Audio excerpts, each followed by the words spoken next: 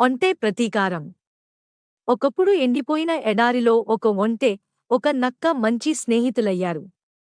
ఇద్దరూ కలిసి తిరుగుతూ, మాట్లాడుకుంటూ, చాలా సంతోషంగా గడిపేవారు. ఒకరోజు వాళ్ళు ఒక పుచ్చకాయల తోటను కనుగొన్నారు. రాత్రి సమయంలో ఆ తోటలోకి నెమ్మదిగా చొరబడ్డారు. తీపి పుచ్చకాయలను ఇద్దరూ తింటూ ఎంతో ఆనందించారు. ఒంటె నెమ్మదిగా తింటూ సంతోషించింది. కాని ఈ నక్క మాత్రం చాలా ఆశగా, త్వరగా తినడం మొదలుపెట్టింది. తిన్న తర్వాత నక్కకు ఒక అలవాటు గుర్తొచ్చింది. ఆమె తల ఎత్తి గట్టిగా అరవడం ప్రారంభించింది. దయచేసి అలా అరవకు.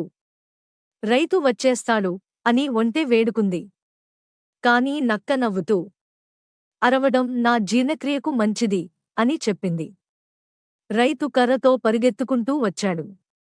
నక్క మాత్రం వెంటనే పారిపోయింది. అయితే ఒంటె అక్కడే చిక్కుకుంది. రైతు కోపంతో ఒంటెను కొట్టాడు. ఒంటె బాధతో తలవంచుకుంది. ఆ రాత్రి ఒంటె ఒంటరిగా నిలబడి ఆలోచించింది. స్నేహితుడిని నమ్మడం తప్ప అని తనలో తాను బాధపడింది. కాని ఆ బాధలోనే ఒక నిర్ణయం తీసుకుంది. కొన్ని రోజుల తర్వాత ఒంటె నక్కను పిలిచింది. నదిని దాటాలా? నా మీద కూర్చో, నేను తీసుకెళ్తాను అంది. నక్క సంతోషంగా ఒంటె మీద కూర్చుంది. ఇద్దరూ నదిలోకి దిగారు.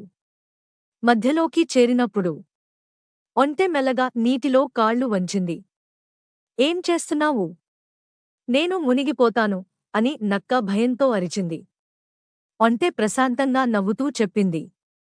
నీళ్లలో మునగడం నా ఆరోగ్యానికి మంచిది అని చెప్పి ఒక్కసారిగా నీటిలో మునిగింది. నక్క నీళ్లలో తడిసి, ఇబ్బంది పడుతూ తీరానికి చేరుకుంది. అది సిగ్గుతో తల వంచుకుంది. ఒంటె మాత్రం ప్రశాంతంగా తన దారిలో నడిచిపోయింది. ఇతరులను మోసం చేసినవారు చివరికి తమ ఫలితాన్ని అనుభవించాల్సిందే.